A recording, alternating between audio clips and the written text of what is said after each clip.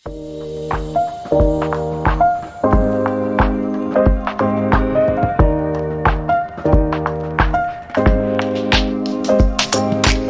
everyone! Welcome back to Heal Your Way, your go-to channel for all things health and wellness. My name is Celine and I'm your host. And today we have a really exciting topic. Our immune system, but not just the regular immune system, but it's coming from a classical homeopath's perspective. And I'm thrilled to have a special guest with us today, and he was our guest last week as well, Mike Romero. So Mike Ro is an expert in classical homeopathy, and he has helped countless people to improve their health using natural remedies. So he's here to share his insights on how we can all support and strengthen our immune systems. Okay, so welcome, Mike Ro. How are you? Hi. Kamusta?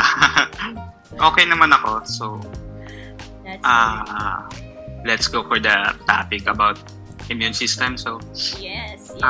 immune system is all about our defense mechanism kapag may pumapasok na foreign object, foreign substance like bacteria, virus, and unknown substance. Pag pumasok sila, yung katawan natin yung mag-decide if it's disease, if i-filter niya to and iintindihin niya. Kapag ito is harmful, is itutulak niya palabas.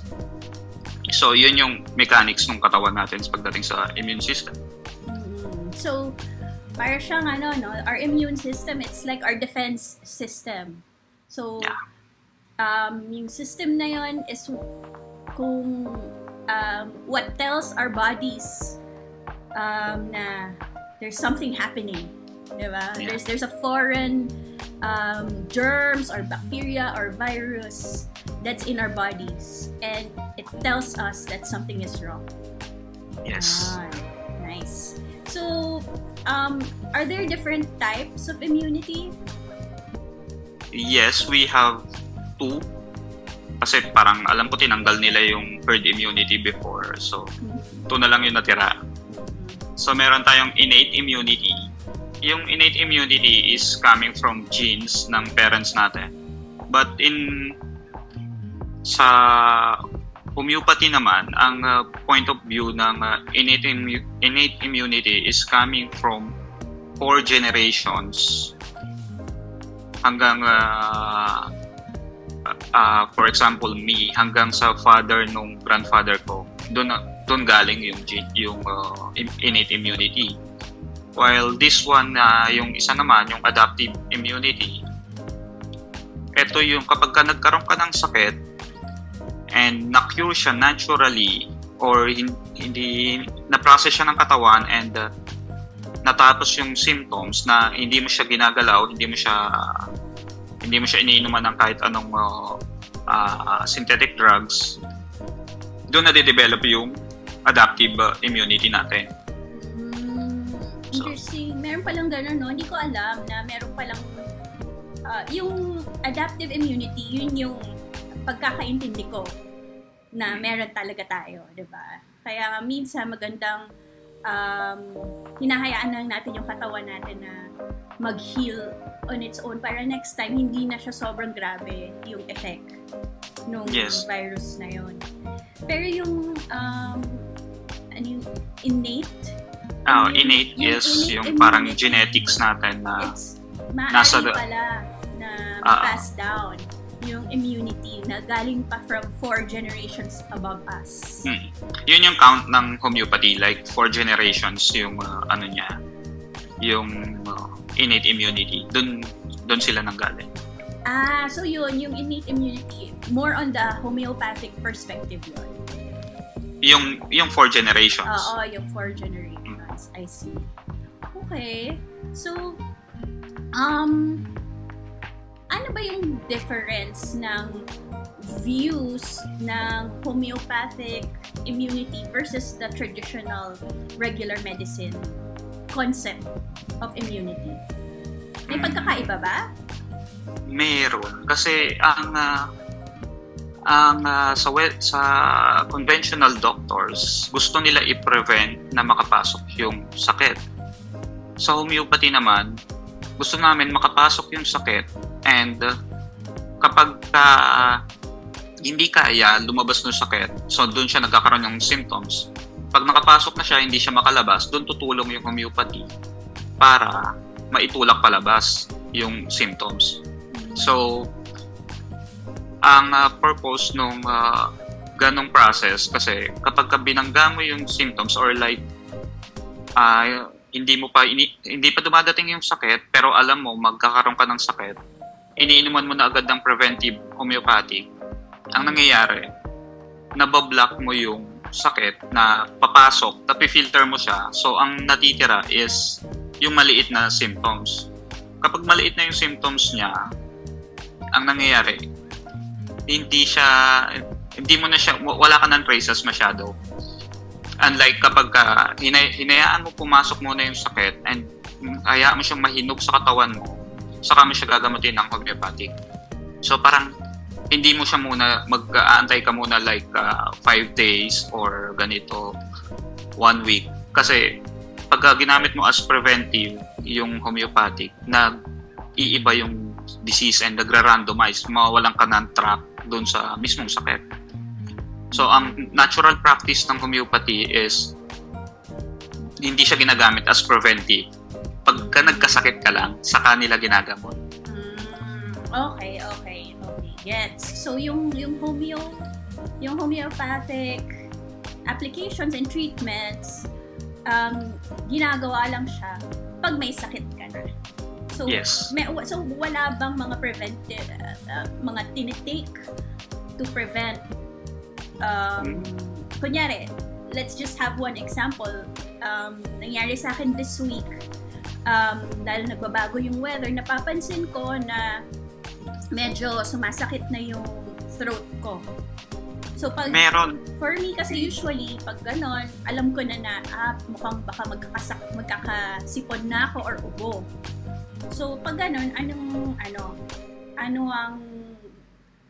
how do I approach that from a homeopathic Pagka ganong mild symptoms, usually ang ini-aim ng homeopath is yung body fluid. So, ang number one na pang-boost ng immune system is, yung tawag nila doon sa gamot is echinacea. So, it's increasing body fluid. So, mas madaling maka-flow yung mga sakit palabas. And also, we have this belladonna. Belladonna is for congestion ng all forms of congestion. Siya yung nagtatrabaho. And we also have this Arsenicum album, and ang trabaho niya naman is more on digestive. So, pinapaganda niya yung digestive, and kung may problema ka, mild symptoms ng kidney is kaya niyang i-address. So, yun yung mga top 3 ng pang-preventive ng homeopathy. So, I guess yung pagkakaiba ng preventive approach ng homeopathy is more on increasing flow, diba? Yes. Hindi siya parang block. Hindi niya binablock, but more of mas pinapagalaw niya lang yung, diba? Yung part na kailangan gumalaw. So, yung sinabi mo kanina, yung flow of water, diba? Flow of fluids, yes. Or flow of digestion, mas pinapa-move niya lang para mas ma-flush out yung sakit. Yeah. Pero yung sa kasi conventional medicine, 'di ba? For me, yung normal na sinasabi sa akin, gamutan ko na. Yeah. Unahan ko na. Mag-minom na ng Diagesic or something, 'di ba? Ganon. Yes. Tsaka yung 3 na sinabi kong gamot, those are mild remedies na hindi siya deep. So hindi mo siya pwede mo siyang gamitin sa homeopathy as preventive kasi wala siya masyadong masasagasaang ibang parts. So it's all about yung belladonna is for blood flow, yung echinacea for fluid flow, and yung RSalb is para lang sa digestion. So as a preventive, they are effective. Kung ako, hindi naman ako trained for homeopathy, can I take on my own, or is that advisable, or dapat I need to consult first? Kapag hindi ka pa yes, pwede. Basta yung nagbigay sa'yo ng remedy, in-explain sa'yo yung process nito. Kasi pagka binigyan ka ng gamot, ang usually unang binibigay namin is constitutional remedy. So it's parang personal gamot para sa body type na fit dun sa pasyente. Yun yung una namin binibigay. Personalized. The personalized muna, i-develop muna yung natural immune system niya para umonti yung sakit niya. Okay, so kung ano ba yung mga common, kasi na-mention mo na yung belladonna, ano pa nga yun, yung mga sinabi mo, kasi ano ba yung mga common na homeopathic remedies that can help support the immune system? Can you expound pa? Yung constitutional remedy is its body fit na pinaka-close sa katawan mo or katawan ng pasyente. Yun yung pinaka-fit. So, we interview the patient para malaman yung info nung tao and kung saang constitutional remedy siya sakto. Kasi it's fit, like 90% details na galing dun sa info ng homeopathy. Fit na fit yung mga pasyente sa ganon. But it's also long readings din para kung usually mga bagong homeopath pa lang, hindi pa nila ganun kagamay yung pagdating sa constitutional, medyo nahihirapan yan. Pag mga veteranong homeopath, magaling na sila maghanap ng constitutional. So, how do you know or choose kung ano yung tamang remedy para sa isang person? Actually, it happens to me. Parang before, nagkaroon ako ng pasyente na nagkaroon siya ng malaria sa ibang bansa. Then, pagbalik niya dito sa Pilipinas, nanlalambot na siya and nangihina na siya, nagkaroon totally blood disorganized siya. Tapos, may story siya na isang paggising niya, hindi siya makagalaw. Gising na siya, but the body not frozen. So, yun yung symptoms niya. Then, I know the disease is malaria before, pero hindi siya naitulak palabas. Naagapan lang na lumala, pero hindi na exit palabas yung sakit na malaria. I can choose which is I can address the direct symptoms or I can do the constitutional remedy. Then that time, ginawa ko is yung constitutional kasi the more mas familiar ka sa patient mo, and halimbawa kilala ko na siya like 20 years before or 5 years before, mas madali mo na matrace yung constitutional niya. And I give him sulfur. Sulfur yung mismong gamot niya, and yung criteria ng para maging fit ka sa sulfur is sabihin ko na yung details. So yung details niya is sulfur is like spicy food and idealist and works in event organizing. Ganun yung mga nakuha kong info sa kanya, and also loves to talk about ideas and also always want an argument. So yun yung funny niya is even the details ng ng hobby niya may pag-argumento, kailangan makuha mo yan.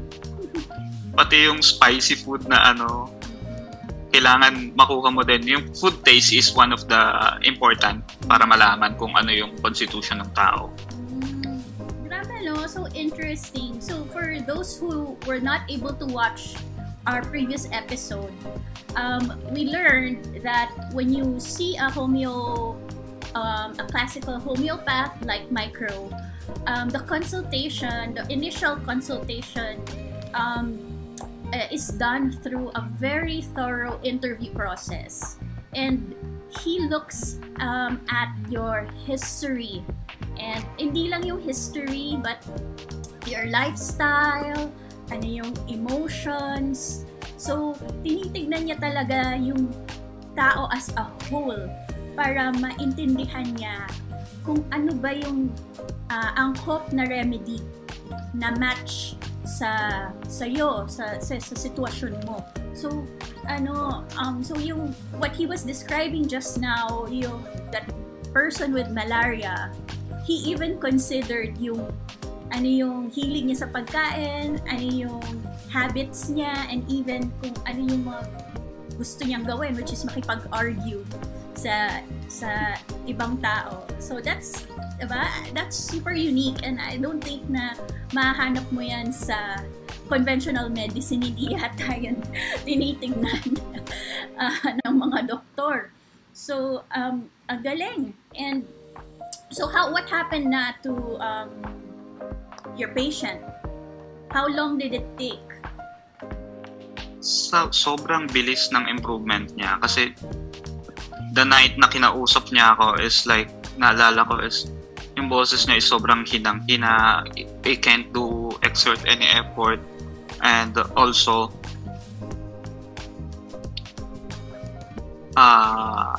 para na siyang kulang na siya sa talaga sa nutrients, everything down na talaga, and hindi na siya parang it's like uncurable yung disease niya, parang ganun na kasi nagpapadoktor din siya dito sa Pilipinas, nasa Pilipinas na siya, pero ayun siya, walang improvement. So that moment ang pinili ko nga is i-boost yung immune system niya, which is yung constitutional remedy. So slowly nag-progress. Pero wala pang 15 days, ang laki ng improvement niya. Like maliksi na siya, the intonation kapag nagsasalita siya, may energy na siya.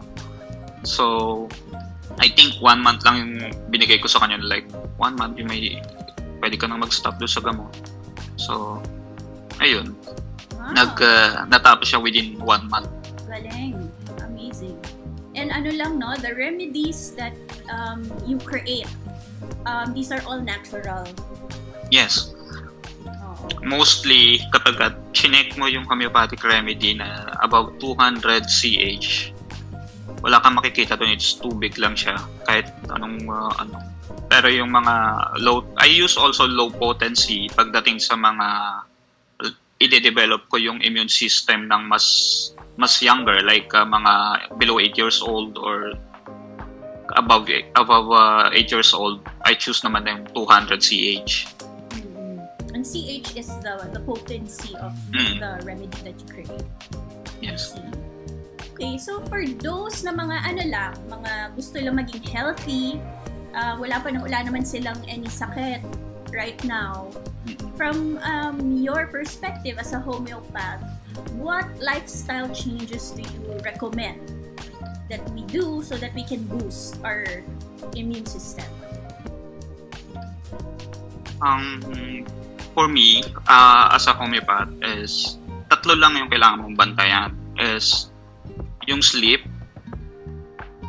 Sleep, kapag nagkaroon ka ng normal sleep, so it's okay.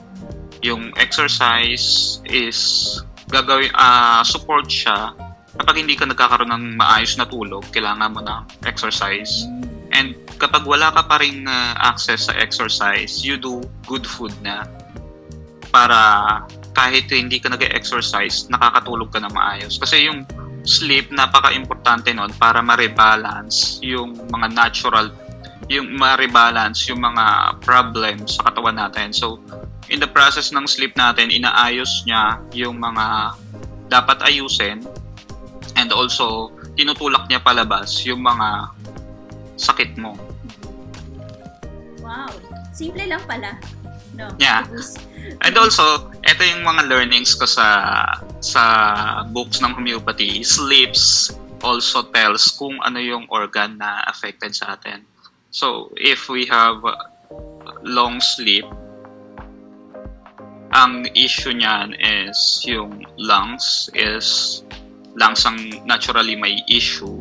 Like, if natutulog ka ng sobrang haba, yun yung babantayan mo na. Like, sobrang also, haba, meaning, kunyari, ang average is 8 hours, no? Yes. So, same. Pagka lumalagpas ka doon, ipa-check mo na yung lungs mo. Also, kasi meron tayong iniisip na kapag wala kang bisyo like smoking or anything,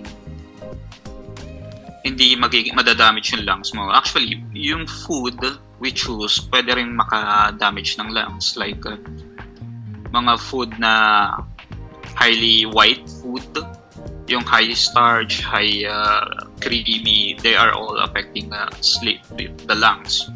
Indirectly, pero pagtagal-tagal niya, madadamage nila yan. So, long sleep, we have long sleep. And then, yung late sleeping naman, late and short sleep is kapag ka hirap ka matulog sa gabi, then pag natulog ka naman, maiksi lang, kailangan mo naman bantayan yung kidney mo. So, kidney naman siya. Then, lastly is yung pag nagigising ka, but still, hindi ka pa rin, alam mo yung, kailangan mo ng jump start. Like, you need to drink a lot of coffee para lang magising ka. It's about liver. So, yun yung mga learnings ko from homeopathy. Guys, watch out. Ano ba? Look at your sleeping patterns. Yeah. Diba? Magandang mag-observe tayo. Let's be aware of, baka there's something in our immune system that might not be working the way it should. So, that's a really good tip. Even me, napapaisip na tuloy ako, oh no! Pero hindi naman ako regular. Kasi may mga days, I think it's normal din naman na hindi naman everyday pare-pareho yung sleeping patterns natin. But I guess that's a good thing, no? Na maano ko na rin. Pero paano yung mga katulad ng mga nag-work sa call center, for example, mga night shift, diba? Paano kaya yun? Anong ma-advise mo kung hindi sila, diba, nahihirapan silang matulog dahil nga sa irregularity ng schedule nila? May iba ka pa ba mga tips na pwedeng i-advise? If night workers yung mga tao, suggestion ko is bumawi na lang sila sa maayos na food and exercise also. Kasi doon talaga, kung doon sa tatlo, kung hindi mo makakommit yung isa, bawiin mo doon sa dalawa. At least ma-regulate mo yung mabawi mo yung kulang mo doon sa tatlong yun. But I usually is kahit dalawa lang yung sundin mo dyan, bihira ka na magkakaroon ng sakit.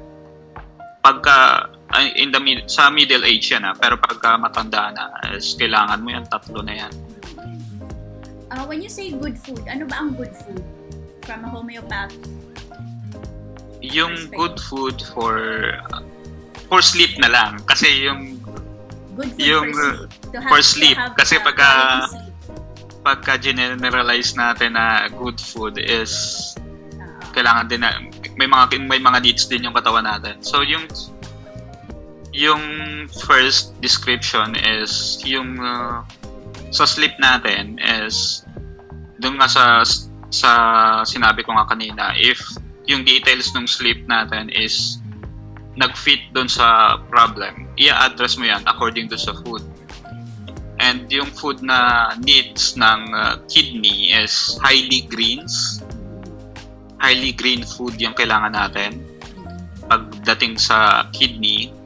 And also pagdating naman sa lungs, we need food na mataas sa vitamin C. But it's kinokontrol yung pagdating doon kasi yung palimbawang nagkaroon ng issue na akala mo ang problema mo lang is yung lungs mo lang, but you don't notice na mataas din pala yung salt mo. Kapag yung acid kasi pumasok sa tiyan mo and nadaanan niya yung acid, usually acid from the natural food, vitamin C, like ganito. Pag dumampi sila sa salt dun sa katawan, nagkikreate yan ng mucus. So, pagka nasobrahan ka ng acid ng vitamin C, ang nangyayari is nagpo-formulate naman siya ng mucus, nagiging phlegma siya. So, yun yung binabantayan. So, moderately yung pag-address ng mga vitamin C. Doon naman sa liver na kapag lagi kang nanlalambot kahit bagong gising ka lang, kahit kumpleto yung tulog mo, ang pinakapang food support natin doon is highly green foods pa din. Kasi yung green foods na usually leaves, malakas sila maka-absorb ng minerals. So, yung minerals na sobra sa katawan natin, yun yung nagki-create, nagdi-disturb ng tulog natin. Okay, good to know. How about other immune system disorders? So, kunyari, allergies, autoimmune disease, or recurrent, bumabalik na mga infections. Nakakatulong ba yung homeopathy for those types of illnesses? Yes, nakakatulong yung homeopathy doon sa first is tatlo kasi yun parang autoimmune, immunodeficiency, and also yung allergies. So, the autoimmune is inclined yan sa diet ng tao. So, or sa habits ng tao. For example, the first one na parang mabasa ko dito is about rheumatoid arthritis. It's from salty diet. It's like 20 years of being salty diet and without support ng mga good food na sinasabi ko nga na hindi naman kumakain ng maayos na gulay. So, yun yung development niya. Autoimmune siya kasi it's slowly progressing sa loob ng katawan. Yung immunodeficiency, ang pinaka-common dito is yung HIV and HIV, yun lang yung pinaka-common dito, HIV. The thing is, during our class, may nirelease na sa aming gamot tungkol dito sa immunodeficiency na HIV. And my former batchmates, like yung mga nauna sa aking estudyante, they said na nakakagamot yung gamot na binigay sa amin. And ang description pa niya sa akin is autism is harder than HIV. Yun yung description niya. Like, minanage niya ng within 60 days yung HIV. Oh, wow. I have the same remedy, pero wala akong test subject, hindi ko pa siya natatry as my personal. Pero ito yung feedback nung 5 years niya ng estudyante is nakagamot siya ng HIV. Wow. So, well, I think from a conventional medicine, meron lang yung namamanage lang, pero hindi total cure. Yes, pang anti-retroactive yung ARV ata yung pangalan nun. Yeah, ARV. Tapos parang hindi lang siya mag-progress. So wala lang ako nung mismong patient na ganun before kasi ang hirap sinubukan ko rin maghanap, pero sobrang hirap talaga maghanap nung ganon kasi they are hiding. Yeah. Hindi sila mahanap. So, if anyone makapanood neto is let's try the remedy. I can give it free and also yung ano na lang ang babayaran is yung consultation. So, ayun. Wow. Gusto ko lang din, interesado rin ako Gusto mo rin siya gaano i-test, siya, no? kung mag-i-improve lang ba yung health nung pasyente or hanggang sa test ba magne-negative na siya na hindi na siya mag-a-appear. Gusto ko lang din, interesado lang din ako doon. Okay, guys, if you know anyone who has HIV or if you yourself or you might want to explore homeopathy and have a trial with micro. Grabe yan kasi ilang years ako naghanap niyan before and ang naririnig ko lang is someone na hindi rin nila kilala. So, ayun. So, ang hirap niya maghanap.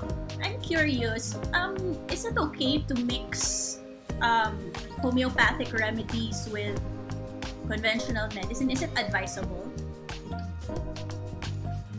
If gagawin mo sila ng sabay, ang nangyayari laging nasusunod yung effect ng homeopathic remedy.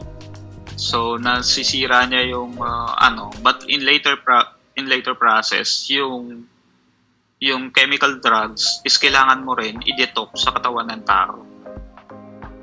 So kapag pinagsasabay mo sila, it's okay. Pero pag tagal-tagal niyan, maglalabas yung effect ng chemical drugs. Yun naman yung i-detox mo. I see. So pwede with a risk. But meron lang risk. Yes. So, ay siguro medyo nakakatakot din yon to trust. From someone na hindi pa familiar sa homeopathy, diba? And hindi pa nila nalalaman yung effect niya. Medyo risk. Isn't it parang medyo risky? Especially kung something na kunyari terminal yung illness. If terminal yung cases, usually kapag ka-try ng homeopathic, baka hindi na sila mag-try ng synthetic drugs kasi makikita nila yung effect is something different na trinay nilang gamot. They try this, malamang yung mga terminal cases kasi is they do synthetic drugs pero no effect. So kaya sila umabot sa ganong stage.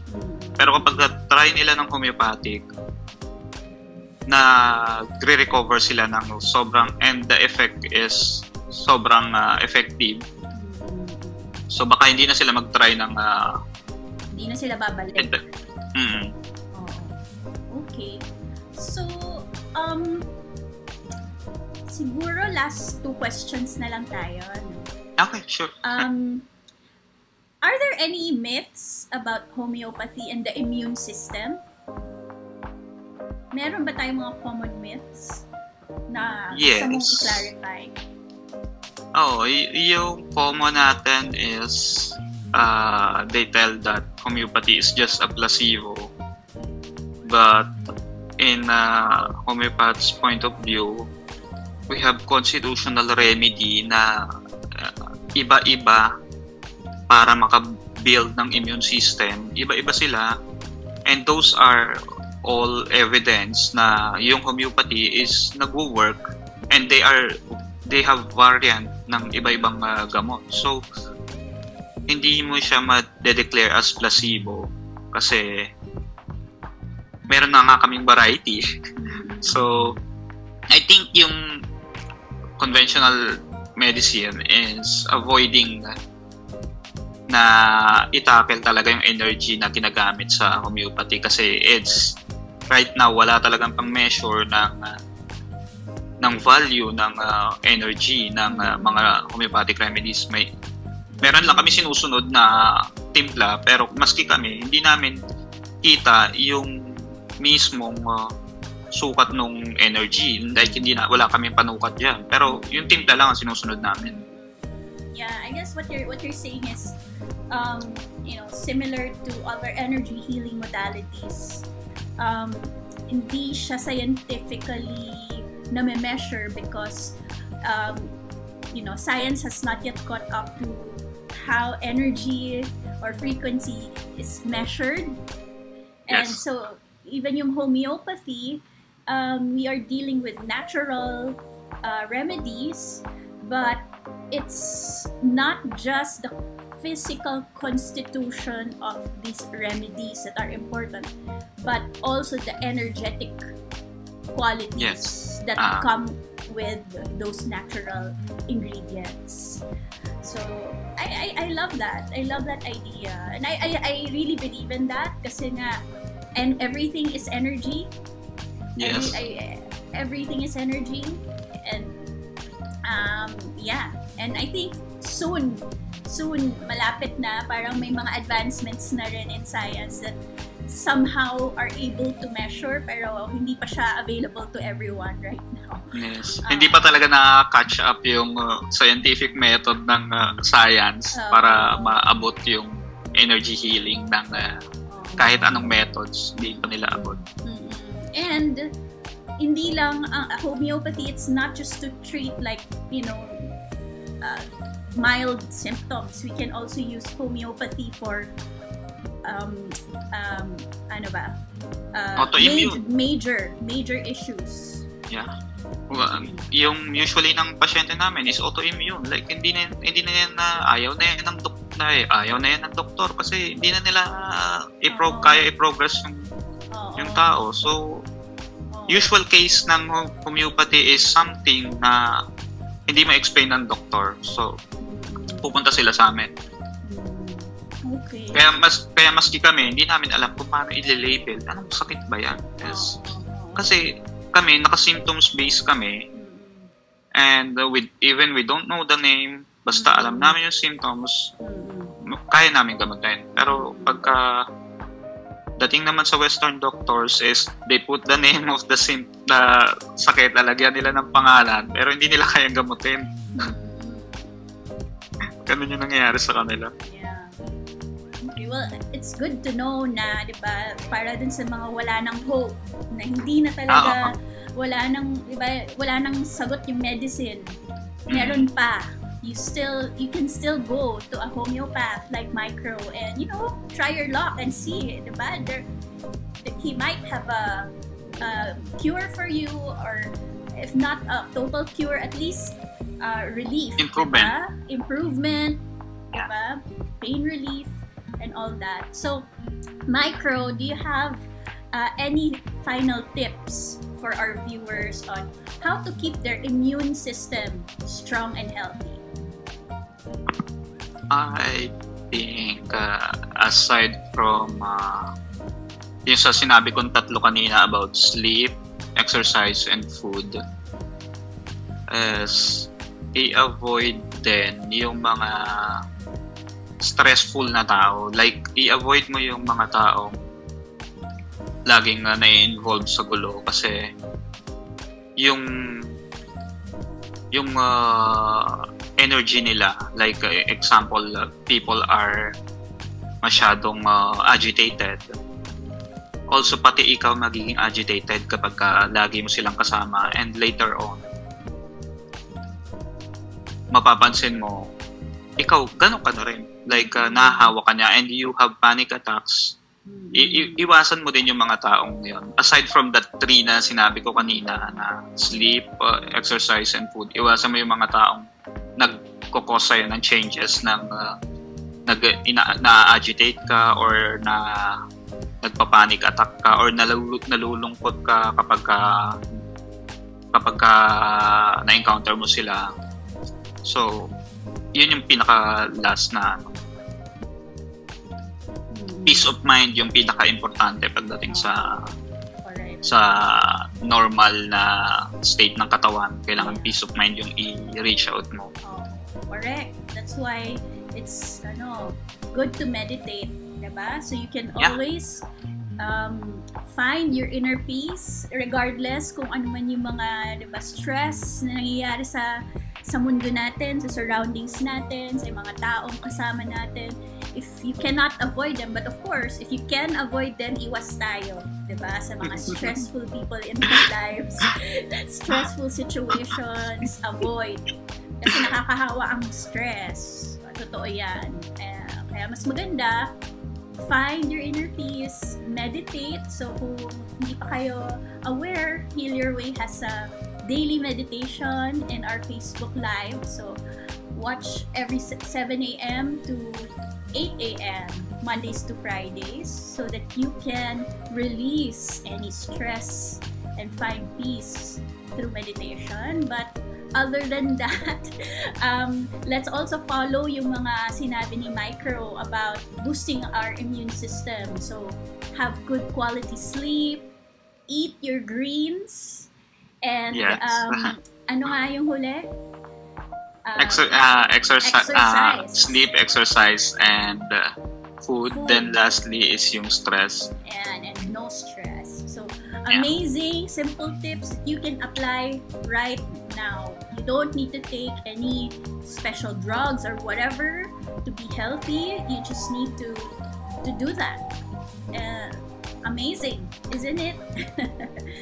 So thank you so much, Micro, for sharing with us your insights. I'm sure people who have watched this interview have learned very cool but simple tips to boost their immune system, and also some remedies and other interesting information about our immune system and how the whole homeopathic remedies can help with that. So thank you again, and thank you to everyone for watching. If you enjoyed this video, don't forget to like, subscribe, and hit the bell icon for more health and wellness tips. So until then, we will see you again next time on Heal Your Way. Thank you. Thank you. Bye.